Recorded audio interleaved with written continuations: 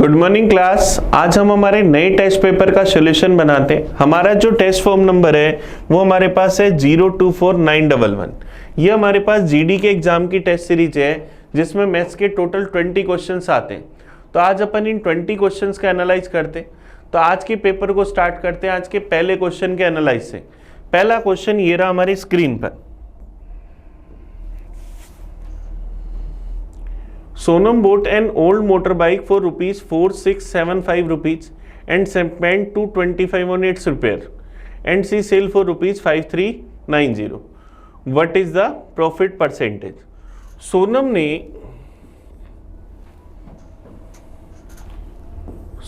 ने ये जो स्कूटर है, पुरानी मोटर बाइक है, ये खरीदी 4675 रुपीज में, 4675 रुपये में। इसके रिपेयर पर 225 रुपए खर्च करें तो सोनम का जो कॉस्ट प्राइस बना वो हमारे पास कितना बन गया? 5000 रुपए। सॉरी, सोनम का कॉस्ट प्राइस हमारे पास कितना बन गया? 0 कैरी आ गई 1, 4900 रुपए। उसका कॉस्ट प्राइस बना 4900 रुपए और उसने इसको कितने में बेच दिया? 5390 रुपए। तो हमें उसका प्रॉफिट परसेंटेज बताना है। तो उसको प्रॉफिट कितने का हुआ? 490 रुपए का। कितने पर? 4900 पर। परसेंटेज में चाहिए, इंटू करा 100% से। 0 से 0 गया, 490 से 490 गया, तो 10% का उसे प्रॉफिट हो गया। तो हमारा आंसर क्या आ जाएगा? Option C. चलिए नेक्स्ट क्वेश्चन की ओर बढ़ते हैं। ये बड़ा इजी सा क्वेश्चन था प्रॉफिट लॉस का। नेक्स्ट क्वेश्चन देखते हैं 42। The average price of 20 pen is ₹18। If 12 new pens are added then the average rise by 4 rupees.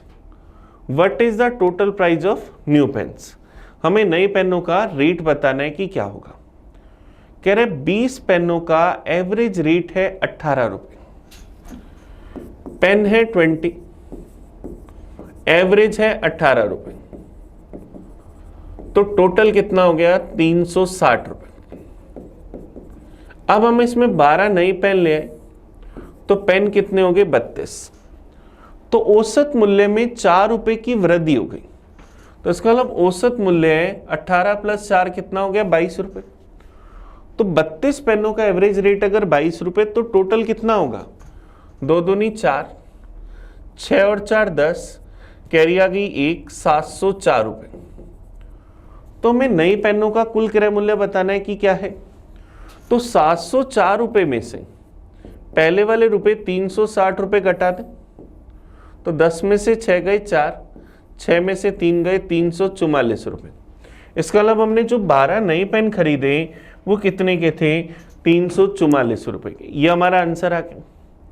चलिए नेक्स्ट देखते हैं, क्वेश्चन नंबर 43 की ओर चलते हैं।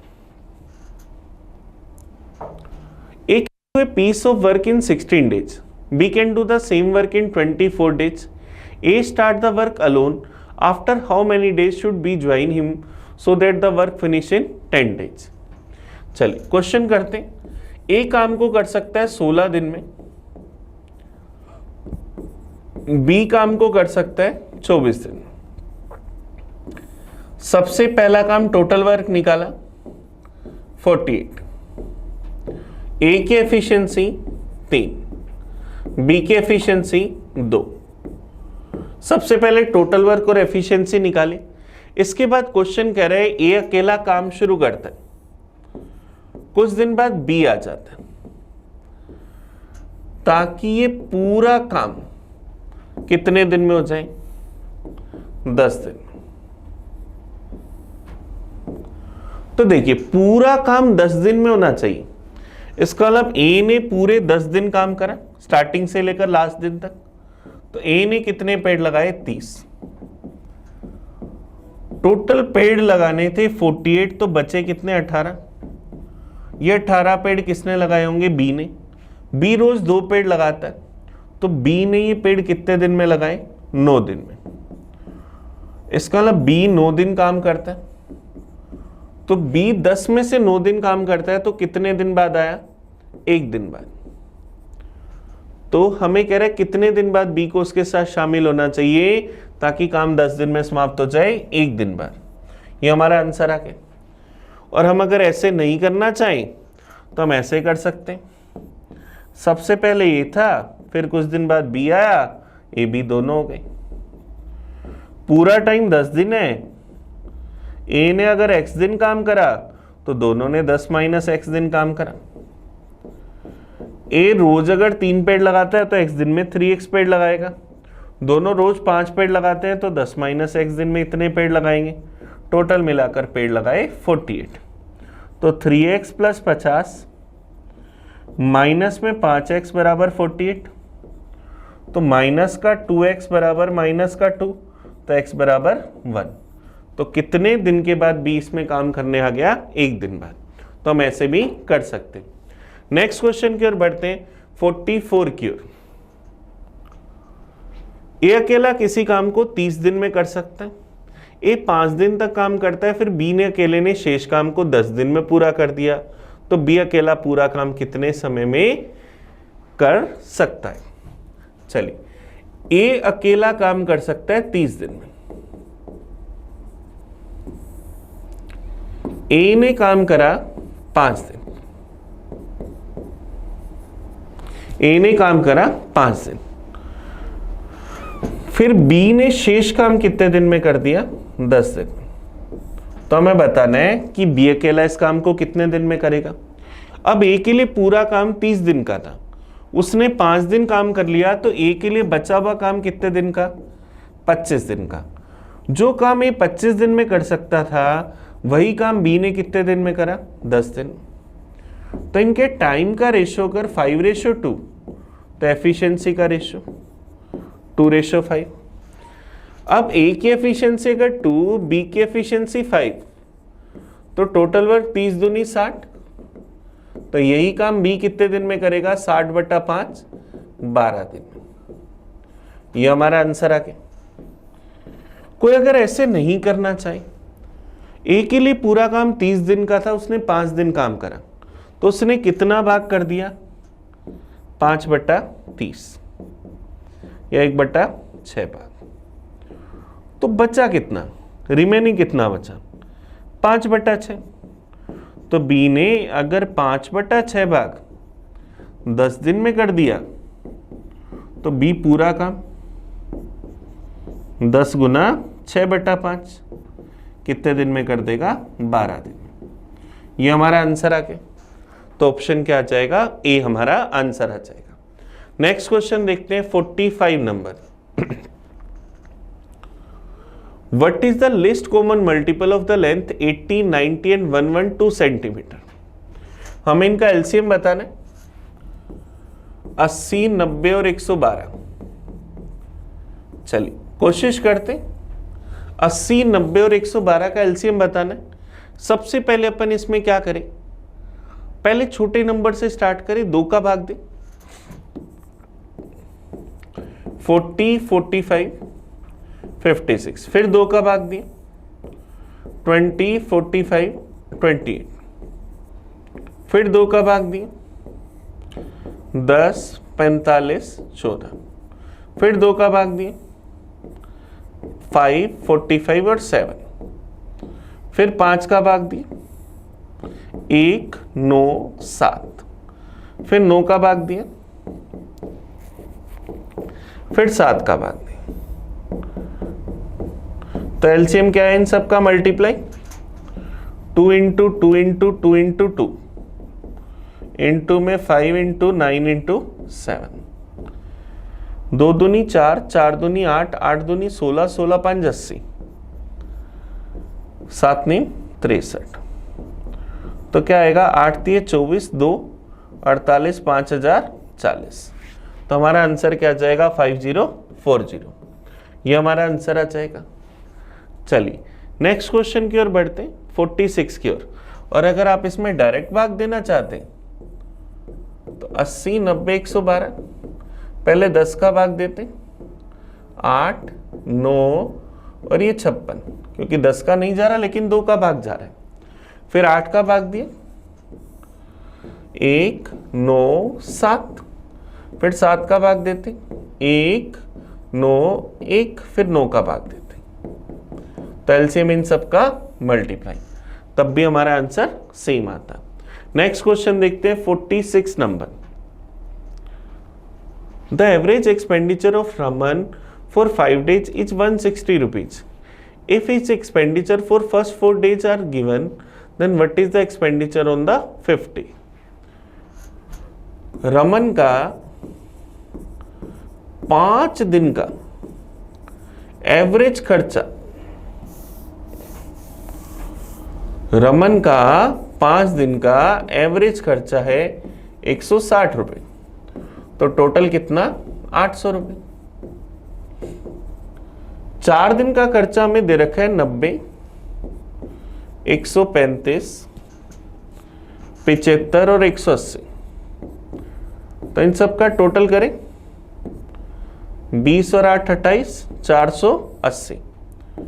तो 5वें दिन का खर्चा 800 माइनस 480, 320 रुपए। तो 5वें दिन का उसका खर्चा कितना आ गया 320 रुपए, ये हमारा आंसर आ जाएगा। नेक्स्ट क्वेश्चन देखते हैं 47 नंबर।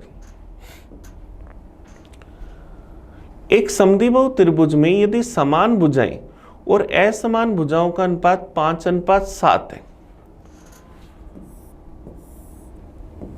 समान भुजाएं 5 और असमान भुजाएं 7, और इसका परिमाप 34 है, तो समान भुजाओं की लंबाई कितनी? ये 5a 5a 7a, पेरीमीटर क्या होगा 5a + 7a + 5a बराबर 34 सेंटीमीटर, तो 17a बराबर 34, तो a बराबर 2 सेंटीमीटर। तो समान भुजा की लंबाई 5 × 2 10 सेंटीमीटर, ये हमारा आंसर आ गया। तो समान भुजा की लंबाई कितनी है 10 सेंटीमीटर, ये हमारा आंसर आ गया ऑप्शन 47 का। नेक्स्ट देखते हैं 48 number. The ratio of expenditure and saving of a person is 4:3. If the expenditure increased by 1/4 of his initial saving and income increased by 300 rupees. If the saving remains same, then what is the initial expenditure? एक व्यक्ति के व्यय और बचत का अनुपात है 4:3। Income बराबर होती है एक्सपेंडिचर प्लस सेविंग, एक्सपेंडिचर और सेविंग का रेशियो 4:3, तो इनकम कितनी 7। अब हमें अपन मान लेते हैं कि उसकी इनकम 700, खर्चा 400 और बचत 300, और ये भी मान लेता हूं 700 ए, एक्सपेंडिचर 400 ए और बचत 300 ए, क्योंकि रुपीज में नहीं दे रखा। अब हमें कह रहा है उसका खर्चा उसकी प्रारंभिक बचत के 1/4 से बढ़ जाता है। खर्चा मतलब प्रारंभिक बचत के 300 का 1/4 मतलब 75, उसकी आय 300 रुपए बढ़ जाती, पर उसकी बचत अपरिवर्तित रहती। तो हमें उसका प्रारंभिक खर्चा बताना है कि कितना है, तो 700 ए प्लस 300 बराबर, अब देखो सिर्फ 300 रुपए उसकी इनकम बढ़ी और खर्चा ही बढ़ा, तो 300 रुपए बराबर है 75 ए के। सीधा सीधा ऐसा हम कह सकते हैं, हमें ये बाद वाली वैल्यू कहने की जरूरत नहीं है। 300 रुपए 75 ए के बराबर है, तो ए का मान 75/300 4 रुपीज, ए का मान 4 रुपीज, तो हमें उसका प्रारंभिक खर्चा बताना है 400 ही, तो 400 × 4 1600 रुपए, तो प्रारंभिक खर्चा उसका कितना है 1600 रुपए, ये हमारा आंसर आ गया।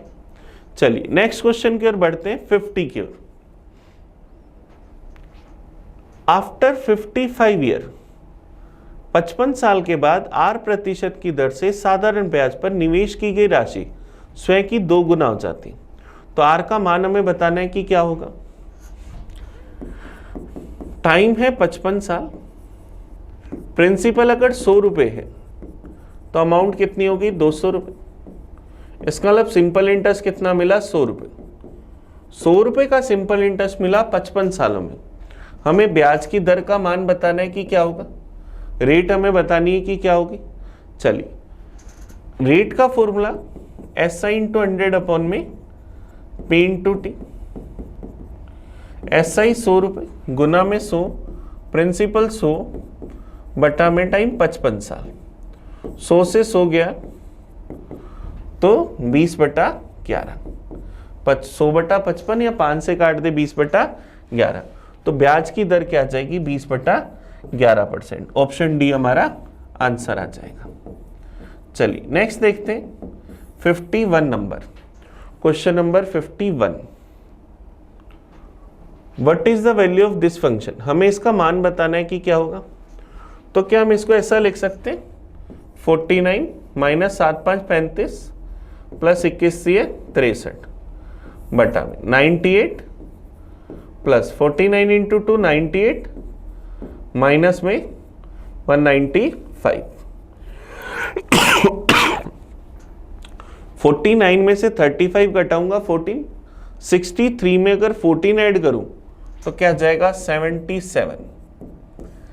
98 क्या आएगा 196, उसमें से 195 क्या बचा 1, तो 77 बाय 1, तो आंसर क्या आया 77। ये हमारा आंसर आ गया।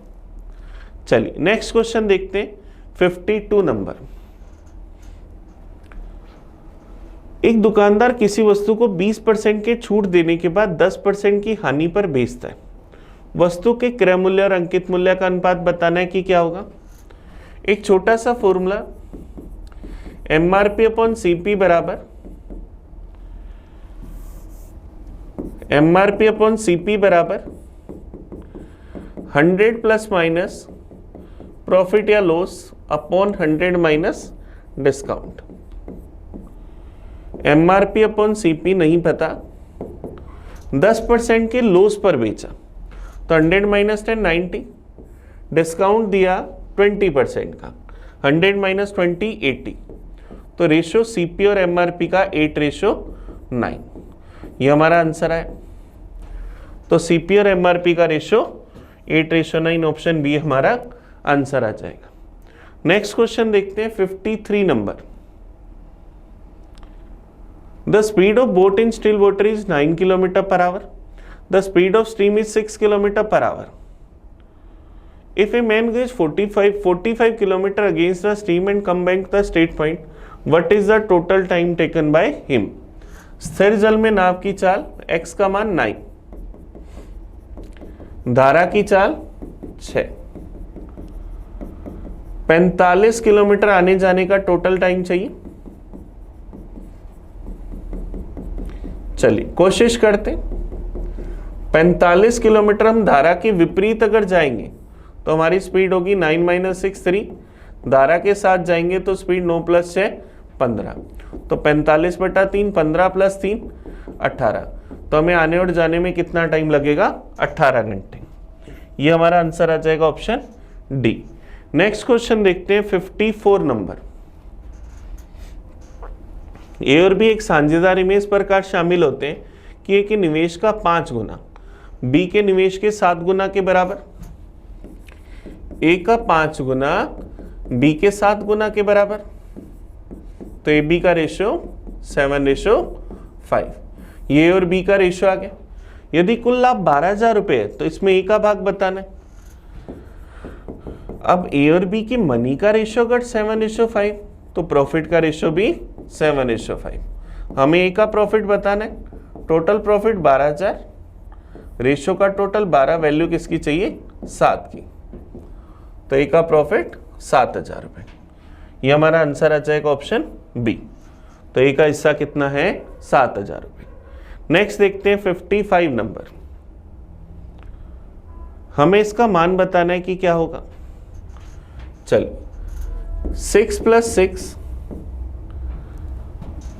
ऑफ के अंदर 6 डिवाइड में 6 माइनस में 6/5, तो 6 + 6 ऑफ 6 36 डिवाइड में 6 माइनस 6/5, तो 6 + 6 माइनस 6/5, तो 12 माइनस 6/5, एलसीएम आ गया 5, 12 × 5 60 माइनस 6, तो 54/5, तो 54/5 हमारा आंसर आ जाएगा ऑप्शन बी। चलिए नेक्स्ट क्वेश्चन देखते हैं 56 नंबर। जब किसी संख्या में 112 की वृद्धि की जाती है तो वह स्वयं की 170% हो जाती है। वो संख्या बतानी है कि क्या होगी। कोई भी संख्या अपने आप में 100%, अगर वो 170% हो गई, इसका मतलब कितने परसेंट बढ़ाया? 70%। क्वेश्चन क्या करे, कितना बढ़ाया? 112। तो उस नंबर की वैल्यू चाहिए 112 की वैल्यू 70%, वैल्यू चाहिए 100% की। परसेंटेज से परसेंटेज गया 0 से 0, 7 से गया 1 बार, फिर चला जाएगा 6 बार, 16 इंटू 10 160। तो नंबर क्या आ जाएगा हमारा? 160। चलिए नेक्स्ट देखते हैं 57। 14,400 रुपए की धनराशि का 2 साल के चक्रवर्ती ब्याज और साधारण ब्याज का अंतर 3600 रुपए।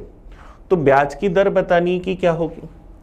तो देखो 2 साल के लिए एक छोटा सा फॉर्मूला होता है, डी बराबर पी इंटू आर अपॉन 100 की पावर 2। डिफरेंस कितना? 3600। प्रिंसिपल कितना? 14,400 इंटू आर बाय 100 की पावर 2। 2 जीरो से 2 जीरो कैंसिल। 36/144 मतलब 1/4 बराबर आर गुना आर बट्टा में 100 गुना 100। तो ये 4 से 2 बार गया 50 50, तो आर स्क्वायर बराबर 2500। तो आर का मान 50। तो ब्याज की दर क्या आ जाएगी? 50%। ये हमारा आंसर आ जाएगा ऑप्शन डी। ऑप्शन डी हमारे पास इसका सही आंसर आ गया। नेक्स्ट क्वेश्चन देखते हैं 58 नंबर। बाय सेलिंग ए गिलास for ₹1378 man earn a profit of 6%. If the sales for ₹1079, what will be the loss percentage? 1378 रुपए में बेचने पर 6% का लाभ होता है।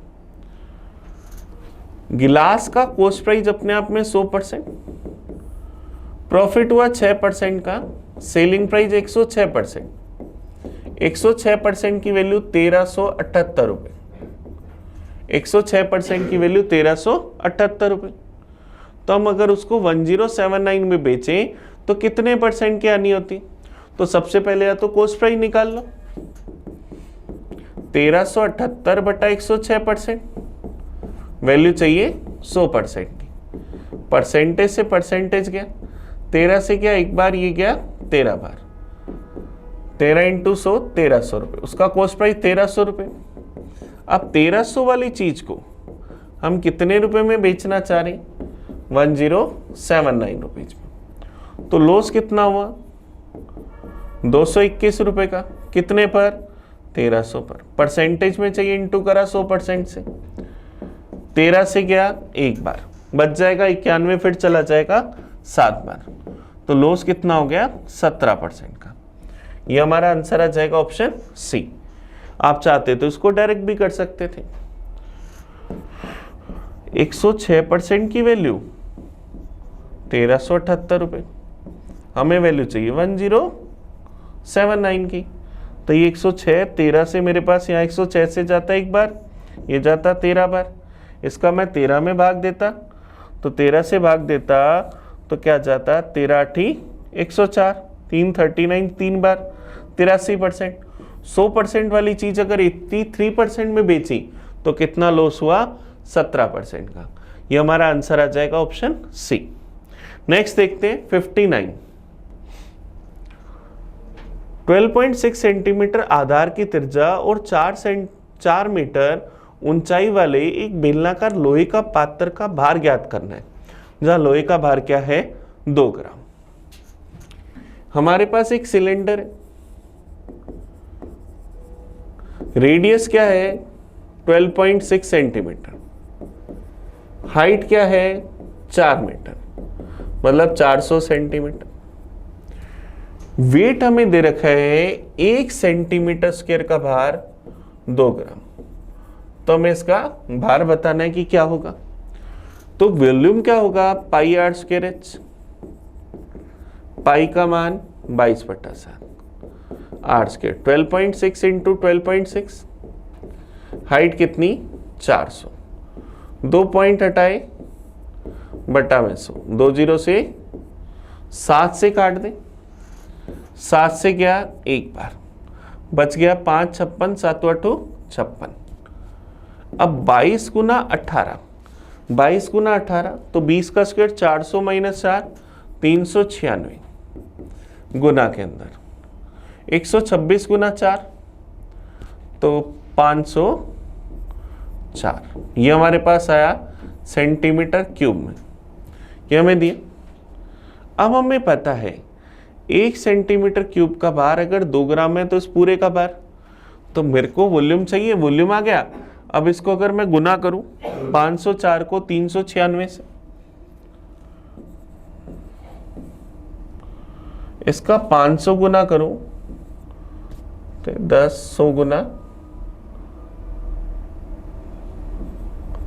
5 से अगर इसको गुना करूं 5 6 30, 9 5 45 48, 15 4 ये। अब 4 से और गुना करूं तो 4 चौक 1600, 1600 में से 16 कम गई 1584, तो 199584 सेंटीमीटर क्यूब। 1 सेंटीमीटर क्यूब का वेट है 2 ग्राम, तो इसको 2 से गुना कर दे, तो इसका डबल कर दे तो क्या जाएगा 8, 8 दूनी 16, करिए जाएगी 1 5 दूनी 10 1 11, 9 दूनी 18 और 1 19, 9 दूनी 18 और 1 19 3, इतने ग्राम आ गए। अब केजी में बदलना है तो 1000 का भाग दे दो, तो 399.168 केजी, ये हमारा आंसर आ जाएगा ऑप्शन सी। और ध्यान रखना ये सेंटीमीटर क्यूब आएगा, 1 सेंटीमीटर क्यूब का भार हमारे पास कितना है 2 ग्राम। चलिए नेक्स्ट क्वेश्चन की ओर बढ़ते हैं, क्वेश्चन नंबर 60 की ओर। 60 डीआई का क्वेश्चन है। हमें क्या दे रखा है, पी आर टी और डब्ल्यू में लड़कों की औसत संख्या और क्यू और वी में लड़कों की औसत संख्या का योग हमें बताना है कि कितना है। चलिए कोशिश करते हैं। क्या कह रहा है, 8 विद्यालयों में लड़कों की संख्या को दर्शाया गया। 8 विद्यालयों में लड़कों की टोटल संख्या 8000 है। अब देखो P R T और W, इनमें अगर बात करें 7 और 9 16, 16 और 13 29, 29 और 3 32। अब 32%, 8000 का 32%, तो 8 दिए 2400, 2560। हमारा आंसर यहां पर क्या है 2560, ये इनका टोटल आया। लड़कों की संख्या का औसत कितने हैं 4, तो 4 का भाग दे दो, तो 6 चौक 24, बच गया 1 16, चला जाएगा 4 पर 640। फिर कह रहा है क्यू और वी में, क्यू और वी में 39 और 5 44%, तो 8000 का अगर मैं 44% निकालूं तो 40% 3200 और 320 3520। एवरेज निकाले तो 2 का भाग दे दें 1760। तो अगर टोटल देखें तो कितना आया 0 0 6 4 10 7 दूनी 14 2400। तो आंसर क्या जाएगा सी।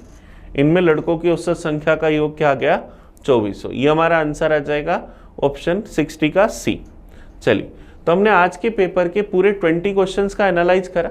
आप इस वीडियो को बड़े अच्छे से देखना। आपको कहीं भी कोई डाउट हो, कोई कन्फ्यूजन हो तो मुझे कमेंट करके बताना। हम मिलेंगे नए पेपर में नए सॉल्यूशन के साथ। तब तक थैंक यू।